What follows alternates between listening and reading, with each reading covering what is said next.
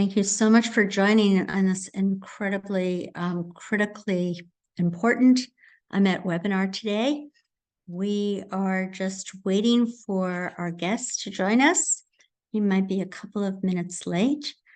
As you all know, this past Saturday, October 7th, was perhaps the darkest day in Israel's history since the days of the Holocaust. And what can only be described as a savage massacre. Scores of Hamas terrorists entered into Israel by land, by air, and by sea, and it conducted a barbaric massacre, resulting in approximately the deaths of now what looks like 1,300 Israelis and the wounding of 2,500 others.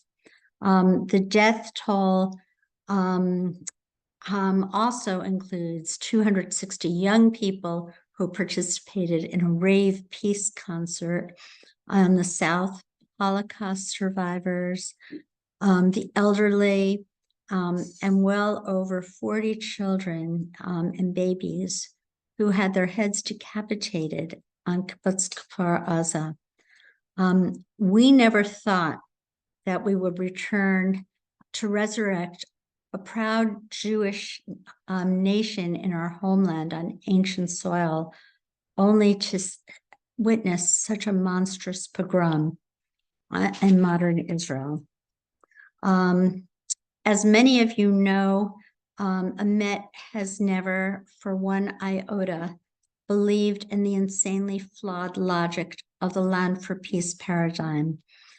We were against the hitnakud, or the withdrawal from Gaza, in 2005, and knew, okay, hold on one second. Hussein, can you just take this for 1 minute? It is our guest, okay? Sure, no problem, Sarah. Okay, well, thank you. Okay, I am going to find out what's going on with Amir. Hold on, okay. Well, thank you again, everyone, for joining us today on this Met webinar. We do not usually hold webinars at this time of the week and the day, but this is, of course, a regular, unregular webinar because of the ongoing events and the tragic criminal assault by Hamas terrorists against the innocent civilians of Israel that started over the weekend. My name is Hussein Abubakar Mansour. I'm a project director here at the Endowment of Middle East Truth. I'm sorry for the delay. Our guest, Amir Avivi, for those who've been following Israel, know that he's been very busy given his expertise in security issues and the group of the Bitchunistim of security experts that he's been leading, who's been actually constantly on Israeli TV for the past few days. So I have no doubt that he's been detained for good reasons, also given the situation in Israel. So meanwhile, since I have unexpectedly have to fill in until our guest is here, let me update you about what Emet has been doing since the beginning of the crisis. We have been on Capitol Hill every day, meeting with offices in order to tell them about what's going on, inform them, ask them for unequivocal strong support from the U.S. Congress to the state of Israel, to the people of Israel, condemnation of the Hamas terrorism, condemnation of the voices, the incredibly toxic voices that we hear from many parts in the United States, from political institutions, from politicians, from college campuses, from faculties, from university presidents, from student groups, from chapters of movements like Black Lives Matter all over the country, that are not just silent or evading having to condemn what Hamas and Palestinian terrorism have done. They are actually actively supporting and celebrating this murder of Jews, this anti-Semitic pogrom, actively supporting it as a form of glorious decolonization and the war for social justice liberation. We are going to be working very closely with a lot of office in Congress to confront this. This has been brewing in the United States for quite some time. I believe that probably every single person on this webinar right now knows that this has been happening for a long time in American universities, in American institutions, and the political establishments have been silent. Have been trying to find compromise. They don't want to lose votes, but enough is enough.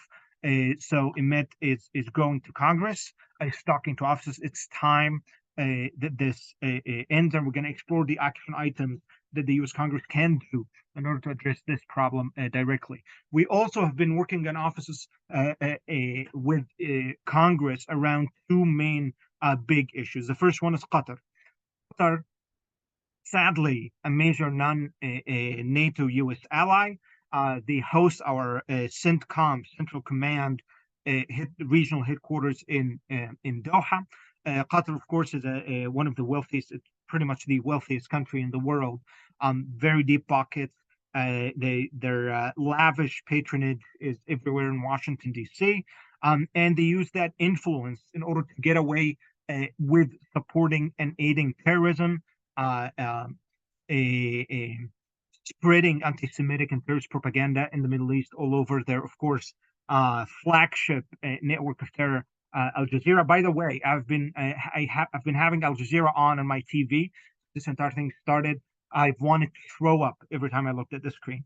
The amount of venom, the amount of lack of moral responsibility, celebrating the murder of Jews, inciting people is just unbelievable. So we're working with Congress in order to end this, especially that Qatar also hosts the leadership of Hamas. Ismail Haniyeh, the Hamas leader, made his speech to celebrate the Hamas so-called victory over toddlers and babies, and the elderly and innocent civilians and young people who were singing and dancing. He aired his victory speech actually from Doha, from Qatar, from a very nice, luxurious penthouse on the dime of the Emirati families. We've been working with a lot of offices in Congress to find ways to force Qatar, put Qatar under an ultimatum. You're going to either maintain your strategic relationship with the United States, or at least you're going to immediately expel the Hamas leadership from Qatar. Actually, at the moment, Representative Andy Ogles, a Republican from Tennessee, we've been working with him for the past 2 days. He is sending actually a very strong letter to Qatari ambassador with exactly this ultimatum, telling him that the U.S. Congress will lead an effort to make this a reality. You either expel Qatar, expel Hamas leadership immediately, or risk all of your strategic and important ties with the United States. Of course, the second issue is the 8,000-ton elephant in the room, which is Iran. Iran paid for this. What we watched, what we saw, the videos that you saw, Iran paid for this. We're very grateful, despite all of our criticism and concerns that we've had for a very long time about the Biden administration. We're very grateful that only a few hours ago, the administration announced that they agreed with Qatar. Qatar actually agreed to freeze the $6 billion and prevent them being transferred to Iran. So this is a major step. This is something that we've been talking about since the beginning of all of these events. So these are some of the things that Emet has been working very hard on, and we're going to continue to work hard on. I actually see that finally our guest is here, Brigadier General Amir Avivi. Thank you very much for joining us. Mr. Avivi, can you hear me?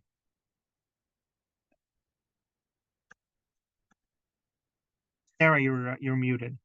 Please go ahead. Amir, thank you so much for joining us, Amir. Amir, can you hear us? I just want to make sure he can hear us. I don't think he hears us, Sarah. Okay. Amir, I'm sorry. I apologize. Okay. Yeah, he can't hear us. Okay. Okay. Amir, um, let me see. There's been a bit of a problem here. I really apologize. I'm asking him to reconnect, so he's probably gonna try. We apologize, everyone. I know that you've been waiting for this webinar, but of course it's a little bit Right. hurried. Yes, right, and rushed. Okay. Yeah. Where So Sarah, is it? anyways, I was sharing with our audience until General Avivi can join us, what we've been doing on the Hill, working with offices to condemn Hamas, to support Israel, condemn Qatar, and of course to address the big issues with Ah, U.S.-Iran policy.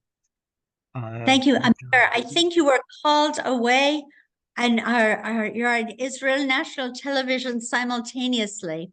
I don't know if you could hear us. Now I can hear you, Sarah. Yes. I'm sorry. Okay.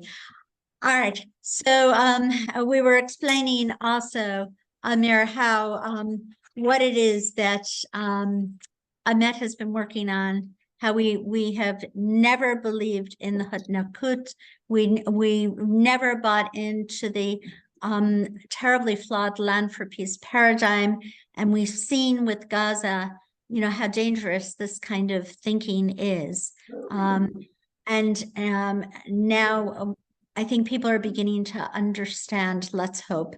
So Amir, many of our audience knows you. You're the founder and CEO of the Israel Defense and Security Forum, Habit Stim, and you have at least 17,000 senior reserve and retired officers and commanders working with you who are really national security experts.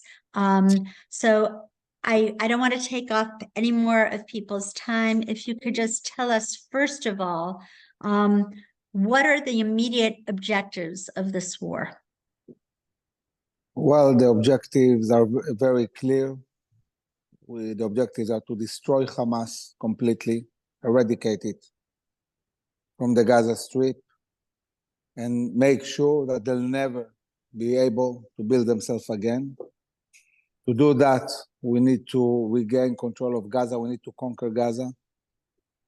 We need to, at least a few months, it will take us to really clean up the whole Gaza Strip from any terrorist presence, with finding all the tunnels and the headquarters and the rocket launchers, and it's a lot of work. We drafted 300,000 reservists, the biggest draft ever in the history of Israel.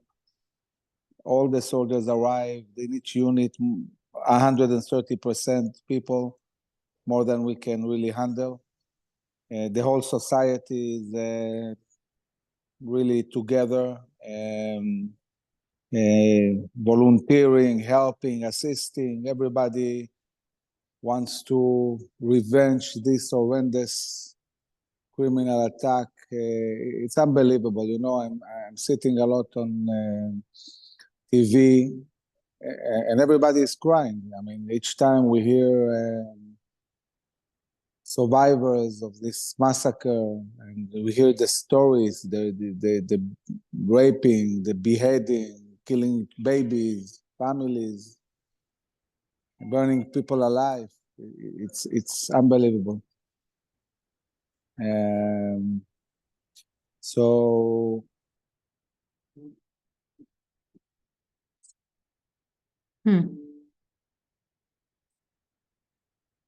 Hey.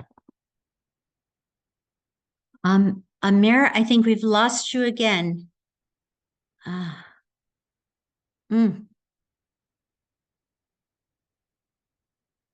really apologize. There's been some problems with the connection.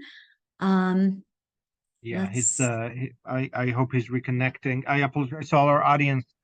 There he is. sorry, Sarah. We're trying to bring also Colonel Itzik. So if you can also let him in. Oh, let's see. Hussein? while doing that, I will continue the explanation. I Let's see. Okay. But- In the meantime, yeah. Okay. So, So, at the moment, I want to explain, I think, really the big picture of what's going on. Several hours after this horrendous attack started, we understood that this is a war. Israel declared war. We haven't declared war since the Yom Kippur War. And this war is much more devastating than the Yom Kippur War. mhm. I noticed in the morning it started that Hezbollah didn't attack as well in the morning, and my understanding is that Iran basically, in order to try to prevent the US of building an alliance in the Middle East with Israel and the Sunni world, they basically launched a Hamas attack. They let Hamas attack in order to disrupt the buildup of a force that will be able to counter Russia, Iran, China. This whole buildup that we have been seeing in the last year in the Middle East. So Iran is behind it.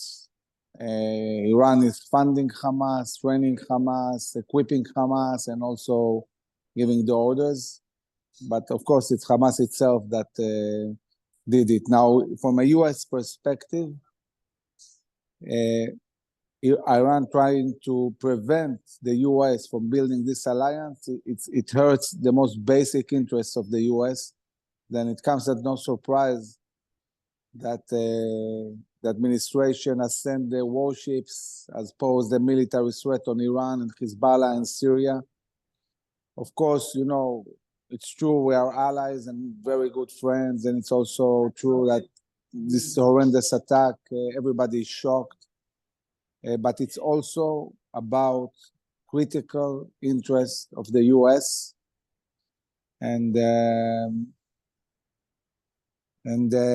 therefore, we see a whole change. And I think that now that the US is involved almost militarily, it changes everything in the Middle East. And this will enable us, by the way, once we win against Hamas, to really be able to continue these peace agreements and also build a coalition and take care of Hezbollah and Iran. We cannot have any more of these enemies around us.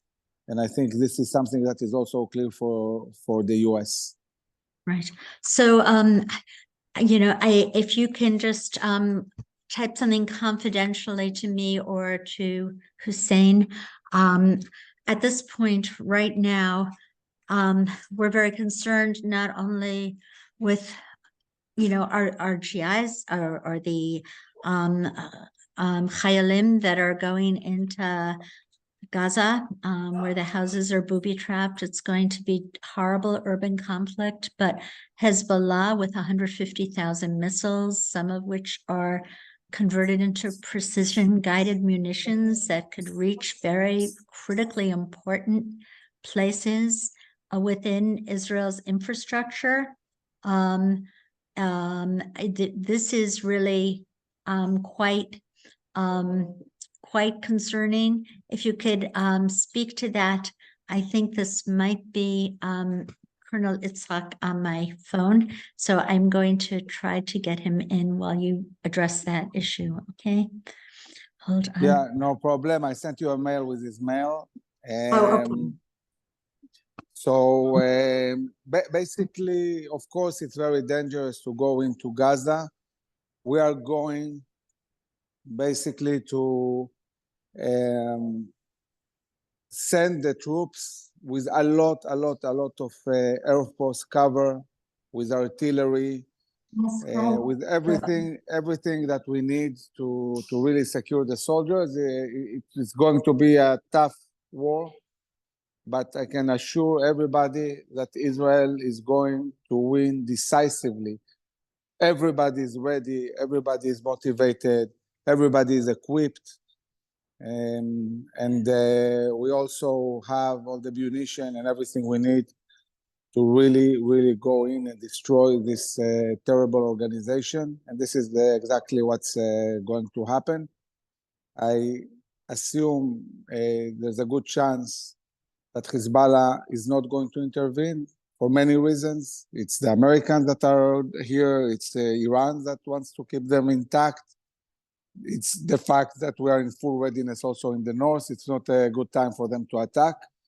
So it's not going to be a multi-front war.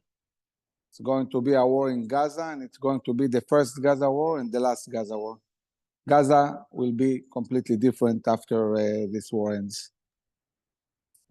So I'd be happy to answer questions, and while we're letting Ronen join us.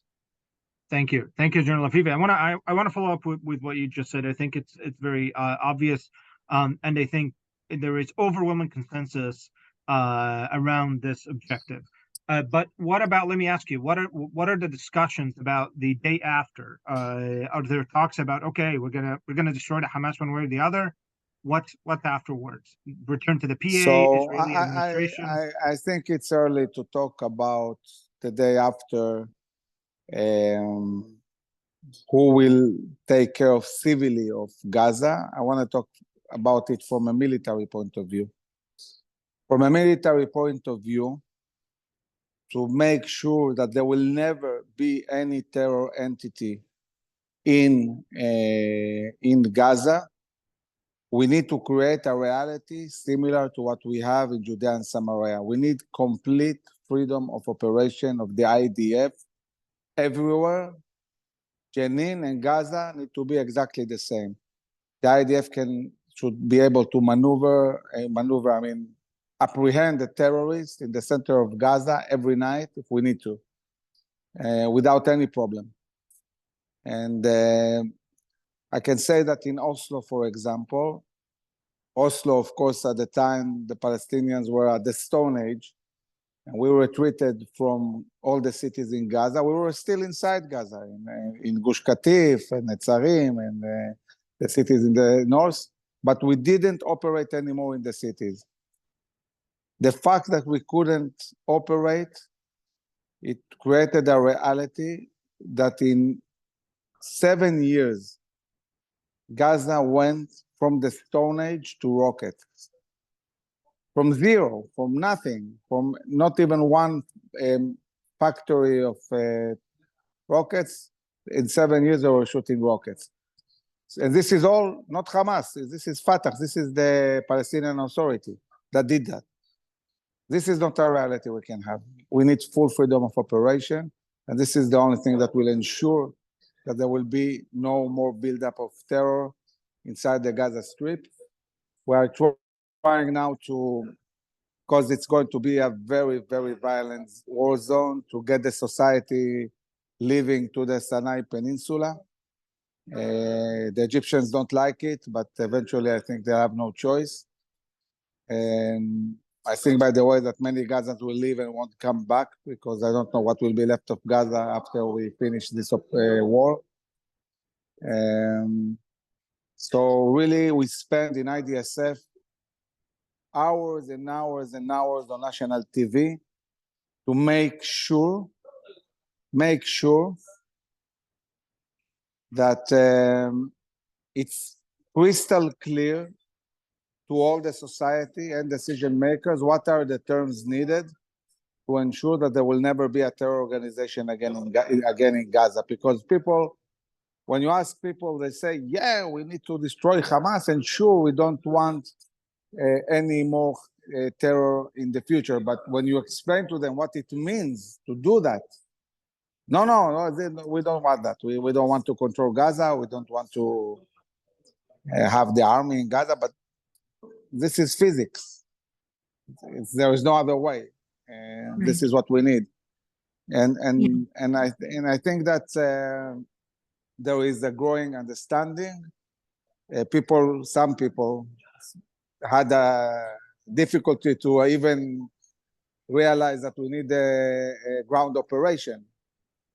But I think that now everybody understands that. And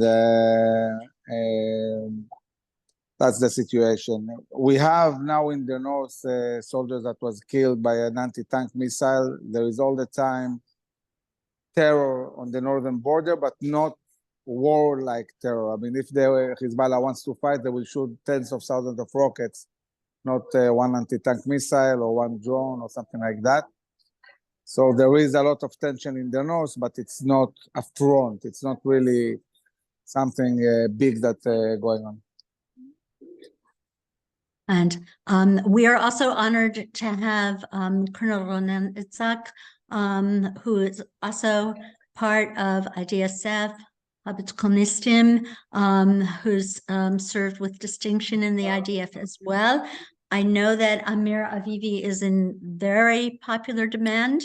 I have 100,000 questions to ask you, but I know you're in a television station right now and might have to go on the air for Israeli national television, but we are really honored to have you, as we are to have you, Colonel Yitzhak. So Sarah, why don't you ask me the most important question you have? Okay, all right. The conventional wisdom is very hard to dislodge in America. And there are lots of maxims, little slogans: land for peace, two-state solution, that Fatah is the better alternative to Hamas, that we have to get rid of Hamas and Gaza, but then install Fatah.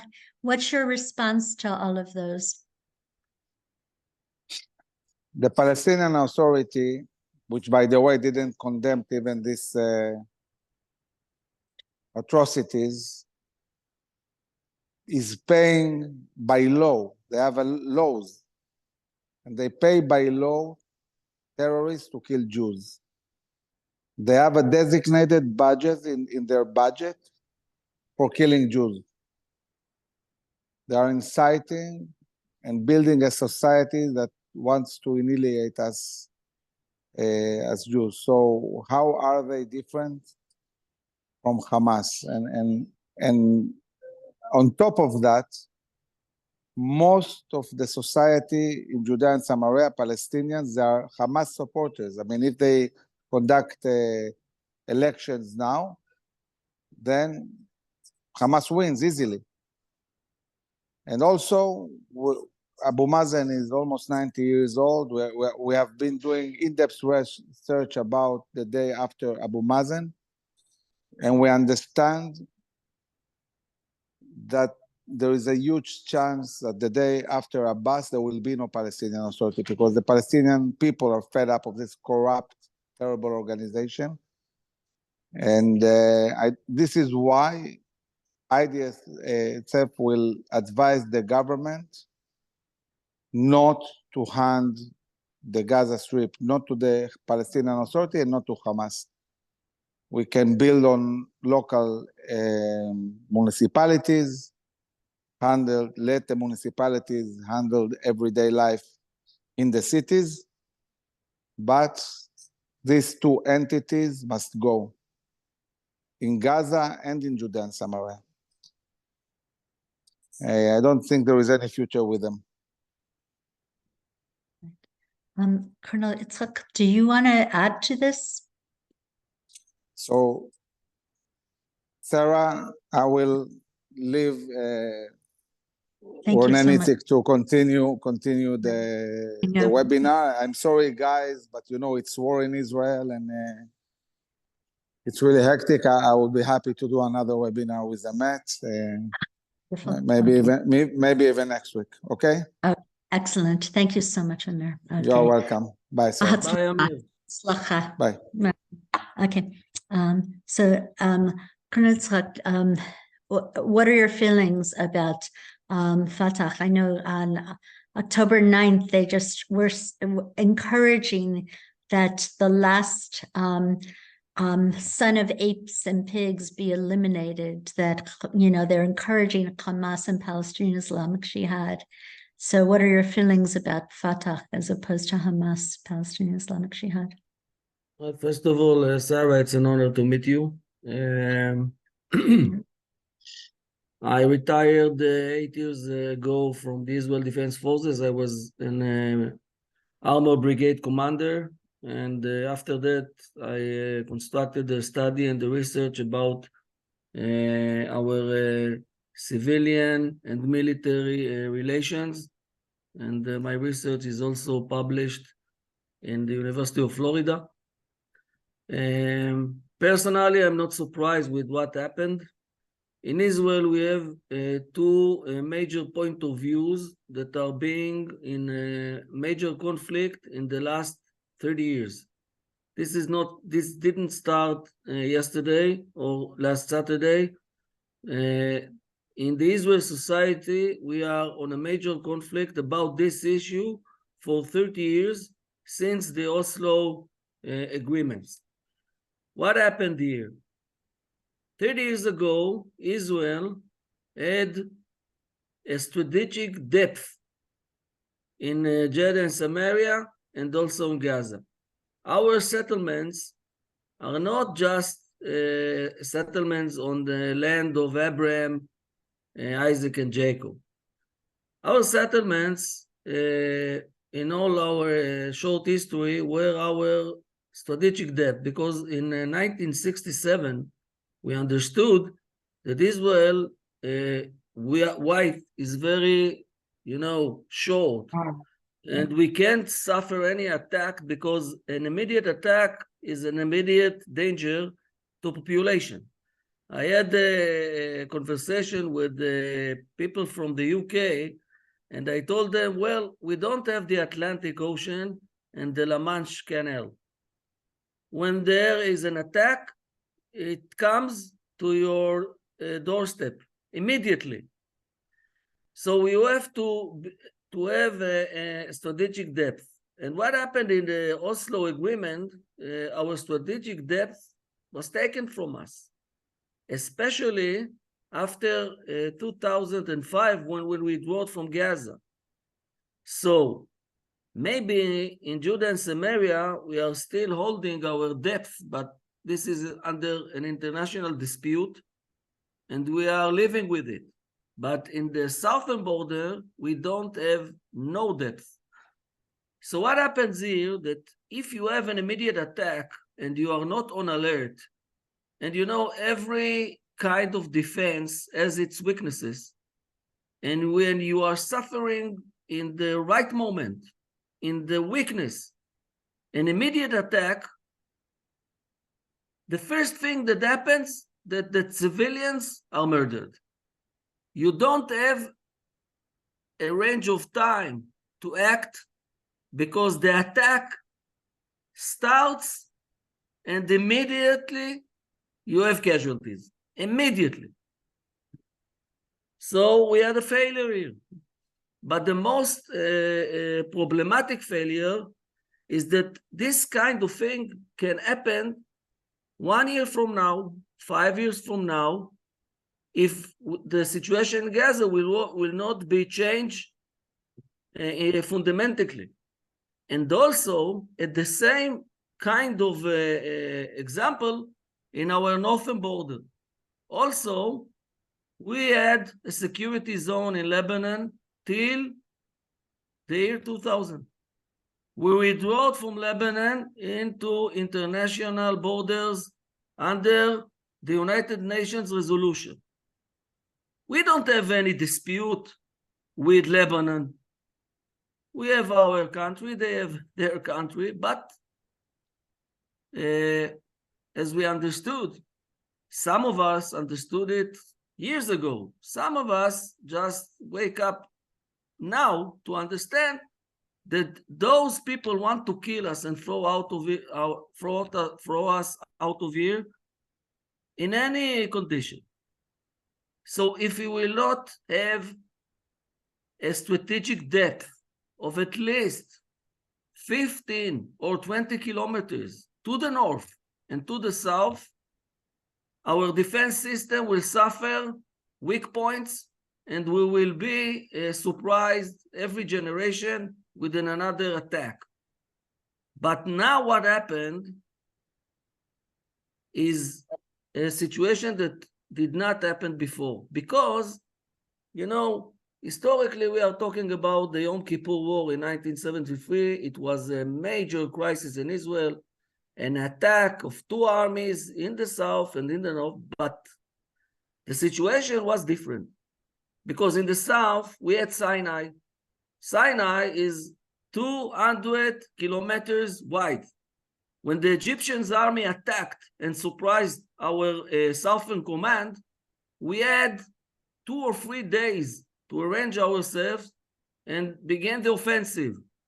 We have 200 kilometers wide. You have time. Also in the north. The north, it's shorter, but you have something like 24 hours to take your troops. You know, most of our military are reservists. They are coming from their homes, going into their tanks and moving to the front. You have 24 hours that you react. You have an offensive and you win. This was 1973. We think that it was a catastrophe. But when you are comparing it to what happens here, when you don't have any depth, and a surprise happens, and immediately there is a slaughter of hundreds. You know, they asked me, how can I explain the way that they surprised us? So, first of all, as I said, every defense system has its weaknesses. And this was a failure, but we have to understand something. We withdrew from Gaza in 2005, left them alone.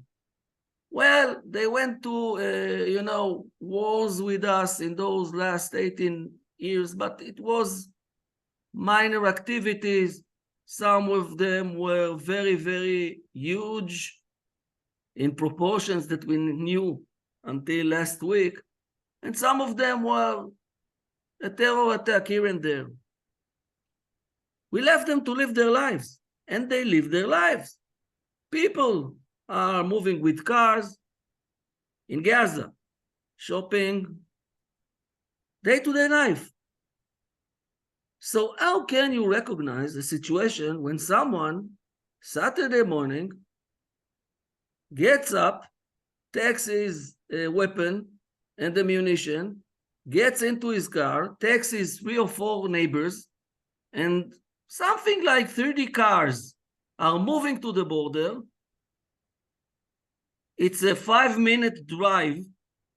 Believe me when I say it, because I am from the generation that we had settlement in Gaza and I served there. It's 5-minute drive.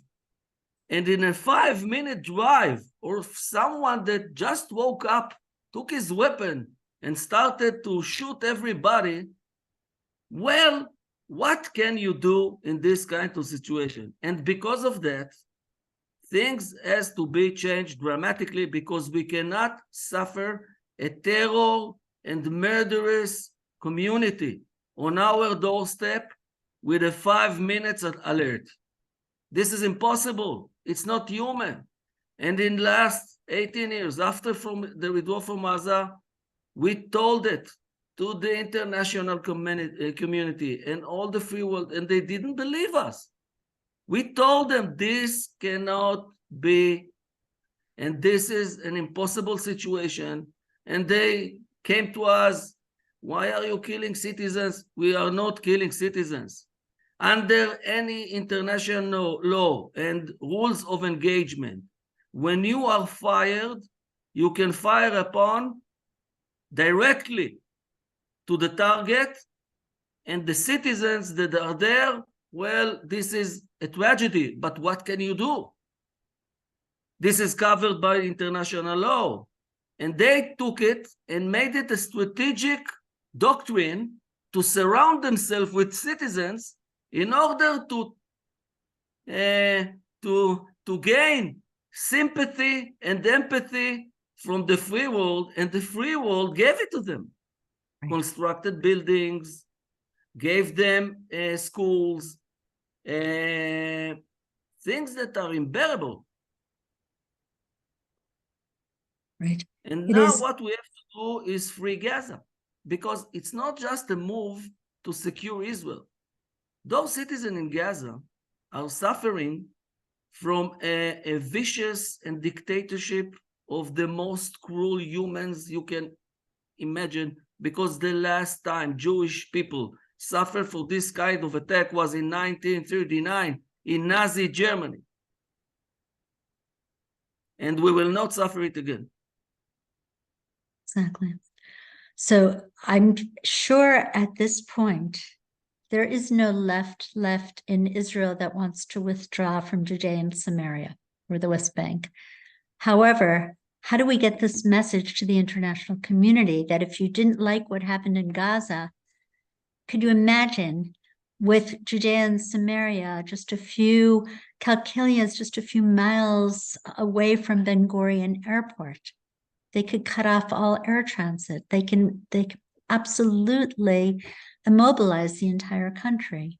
So how do we get that message out? Sarah, let me be clear. Those Palestinians that are living in Judah, Samaria, this is their homes. They were born there, and they will stay there. They will not go anywhere. This is their home. Now, we offered in the 1980s, after the peace agreement with Egypt, an autonomy for the Palestinians. An autonomy without military, and the border that is controlled by Israel, with a defense zone in the eastern border with Jordan under the control of Israel, and go live your lives and everything will be okay. We gave them a proposition. 10 years later, in the Oslo agreements, we almost withdrew from 95% of the area.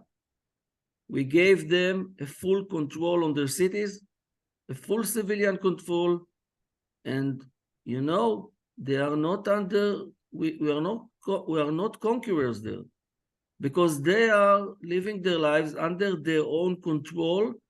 98% of the Palestinians in Jordan, Samaria are under Palestinian Authority control from 1994. And the international community thinks that we are still conquerors. We are not. They want the whole area. Okay, this is their aspiration, I understand. You know, after the First World War, the Brits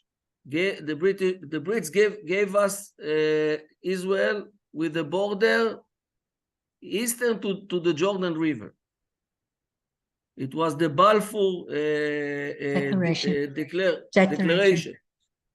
Afterwards, the Arabs went in on terror attacks against the British because the British controlled the area. So the Brits said, okay, let's divide the area. Afterwards, the Brits, you know, had to take off from here, and we declared the state of Israel in the borders under UN resolution. What happened 24 hours later? 5 Arab armies attacked young Israel. It was a miracle what happened here. So let's be reasonable. They will live here. It's okay. You have your boundaries. You have your autonomy. Live your lives. Security is under the control of Israel, because history showed that you are a threat. So if you want to live under your own rule, live under your own rule. The threats will be under our control for the next 2,000 years. I know this is the only thing that can be done, and I think it's a great thing. This is your home. Live there. Yeah. You know, the Palestinians in Gaza, Samaria are earning salaries in the highest echelon in the Arab world, because it's a neighbor to Israel, and a lot of them are working in Israel, and we have collaborations with them, economic collaborations. So they can live and prosper. but the situation is, as Amir explained, that Mahmoud Abbas, which is, let's say, he denies the Holocaust. He seems an old and grandfather, but he denies the Holocaust, and he gives permission for a terrorist education. You know, they educate their youth to jihadistic behavior. This is their education. He spoke about the way that they pay to terrorists' families. This is one thing. The other thing is the education. You educate your children to destroy Israel. What are you doing? You are not a partner. So first thing, live where you want to live. Stay there. Live under your own autonomy.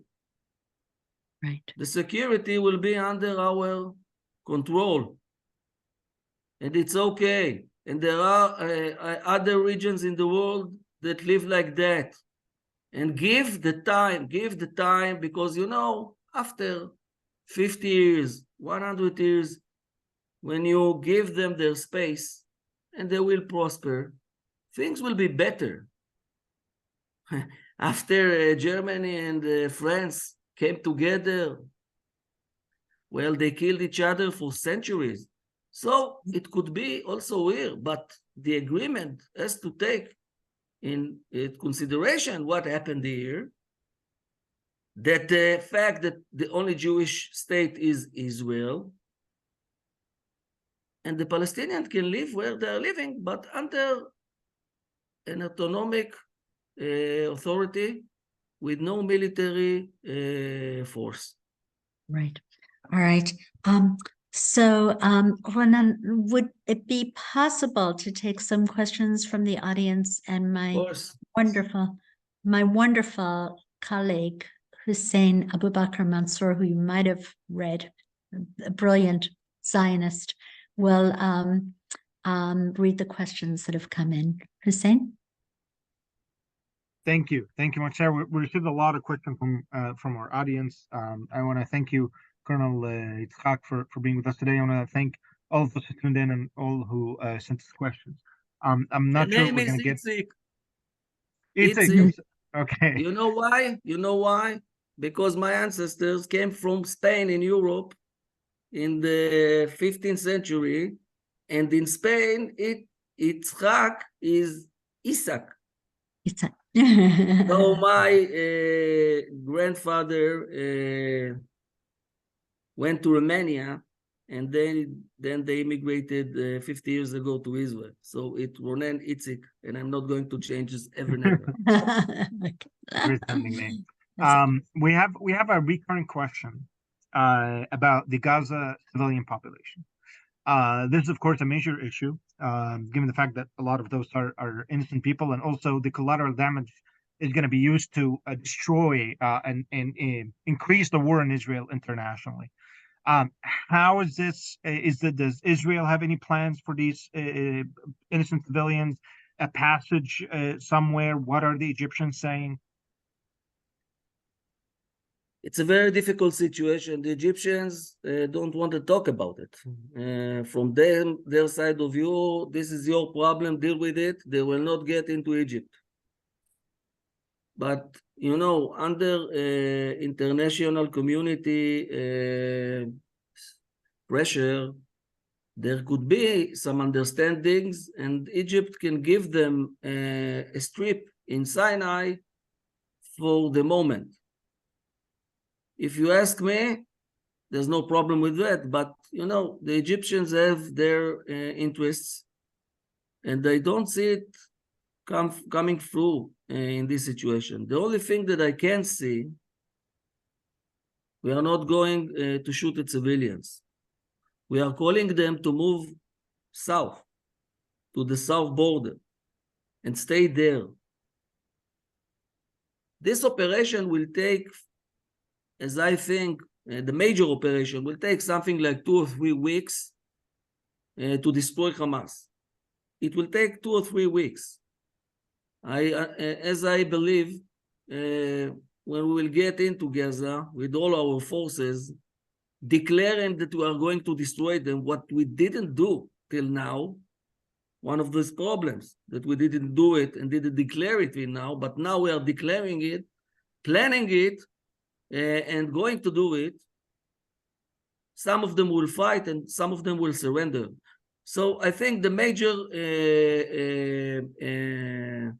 conflict, military conflict, will take something like 3 weeks. After that, we have to clean the area. You know, there will be some attacks, but not major. So those civilians will have to deal with this, something like one, maybe 2 months to live in the southern place with their families in the south of Gaza. It's not an ideal situation, but it's not impossible. The Egyptians have to give some humanitarian aid. I believe that we will give it also. It's our interest. We are not against them.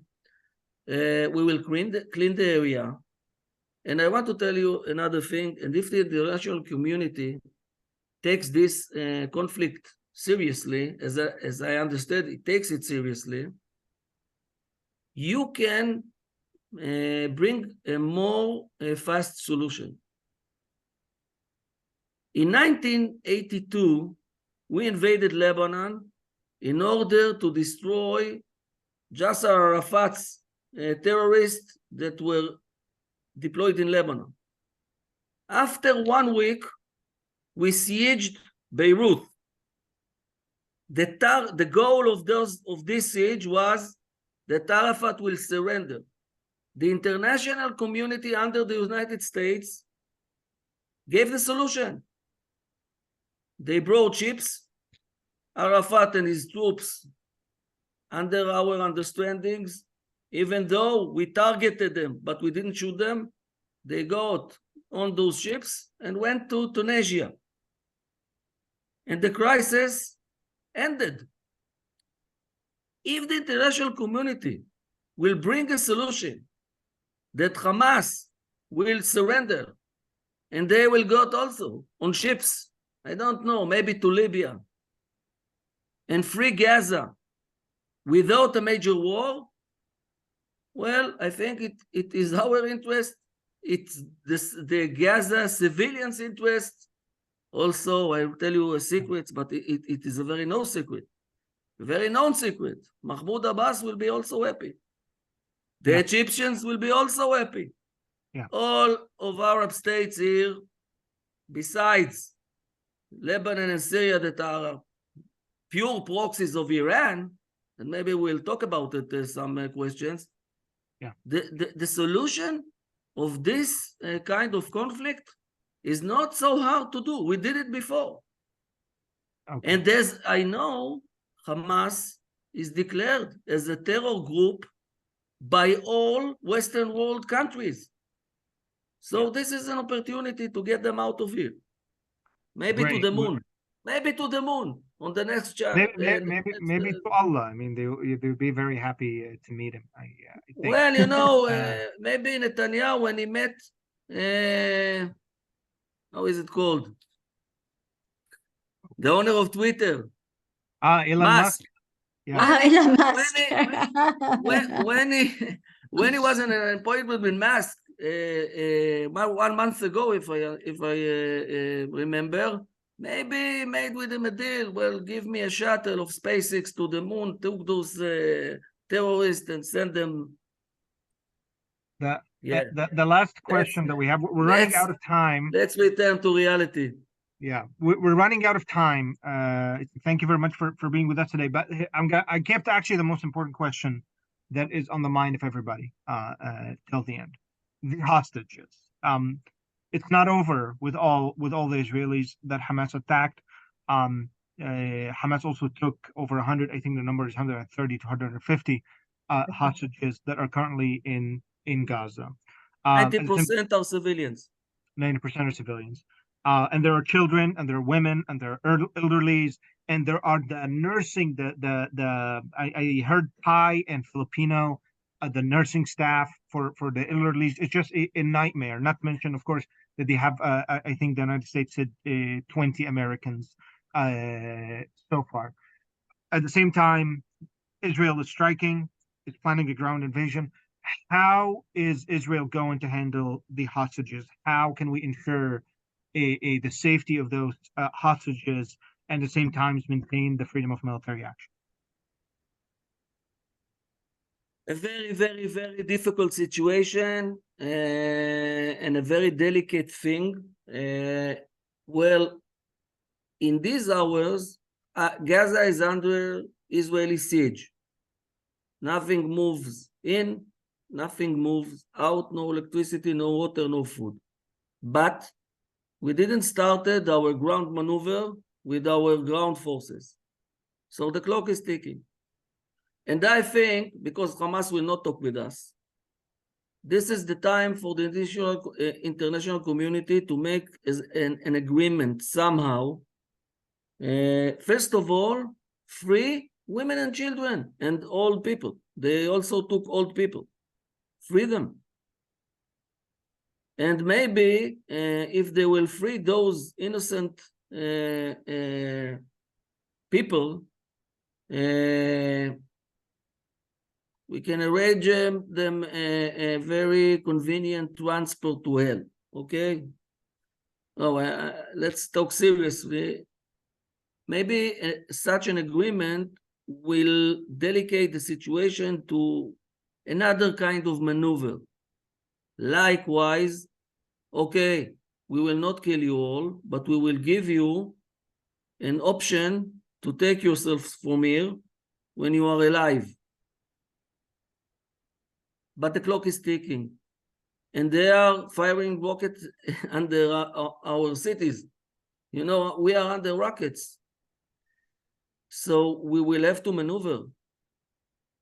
I believe that if we will not free those innocent people before the maneuver will get immediate intelligence about their whereabouts, and in not a long time from the start of the maneuver, we will understand where they are and we will free them. A very, very difficult move, but we Israelis, we have our patents and we will know how to do it. But in this situation, some of them maybe will be killed by Hamas, you know. But we don't have any option as things went by, as I explained. And I want to add a last sentence. This is the greatest hour with the United States as an ally. The way that your President, Joe Biden, speaks, moves, acts, this is a true leader of the free world.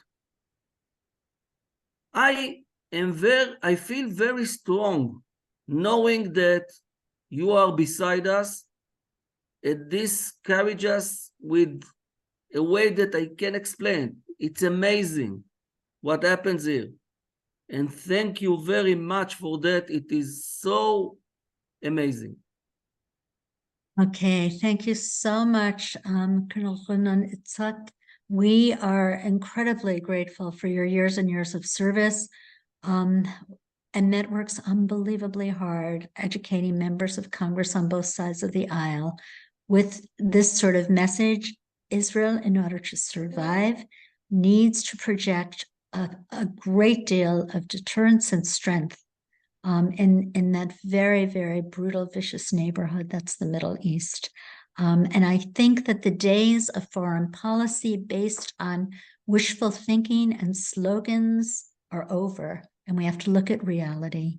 And we thank you so much, and we thank the IDSF, Habitkonistim.